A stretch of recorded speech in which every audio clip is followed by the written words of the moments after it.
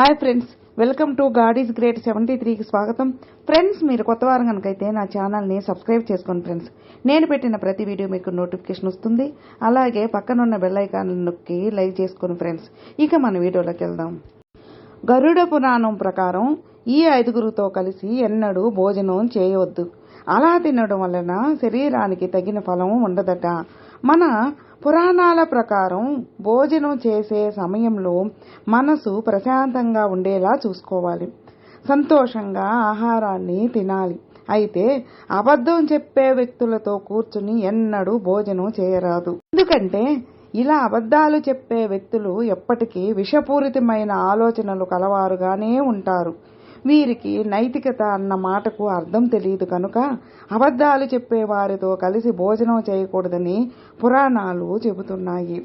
ఎవరైనా అనారోగ్యంతో బాధపడుతూ ఉంటే వారితో కలిసి భోజనం చేయరాదని పురాణాలు పేర్కొన్నాయి. అనారోగ్యంతో బాధపడే వ్యక్తి శరీరంలో కొన్ని రకాల బ్యాక్టీరియా ఉంటుంది. అప్పుడు వారితో కలిసి భోజనం చేయడం వలన ఆ ప్రభావం ఆరోగ్యంగా ఉన్న వారిపై కూడా చూపిస్తుంది.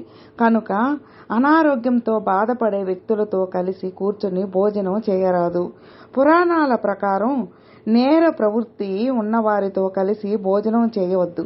ఎందుకంటే ఆలోచనలో ప్రతికూలత ఉన్నవారితో భోజనం చేయరాదు. వీరి ఉన్న ప్రదేశంలో నెగటివ్ ఆలోచనలు ఎక్కువగా ఉంటాయి. కనుక నేర ప్రవృత్తి ఆలోచనలు ఉన్నవారితో భోజనం తినడం కాదు, దగ్గరగా కూడా ఉండొద్దని చెబుతారు. భోజనం చేసే సమయంలో ప్రశాంత చిత్తంతో ఉండే మనసులతో కలిసి భోజనం చేయడం వలన మేలు జరుగుతుంది. పురాణాల ప్రకారం నాస్తికులతో కలిసి కూర్చుని భోజనం చేయరాదు. దైవంపై నమ్మకం లేని వ్యక్తులతో కలిసి భోజనం చేయడం వలన మీ మనస్సుపై కూడా తీవ్ర ప్రభావం చూపుతుంది. ఆపదలు చుట్టుముడతాయి. అంతేకాదు, గరుడ పురాణం ప్రకారం కూడా భోజనం నాస్తికుడితో కలిసి భోజనం చేయరాదు. భోజనం చేసే సమయంలో ప్రశాంత చిత్తంతో ఉండే మనసులతో కలిసి భోజనం చేయడం వలన మేలు జరుగుతుంది. ఫ్రెండ్స్, విన్నారుగా.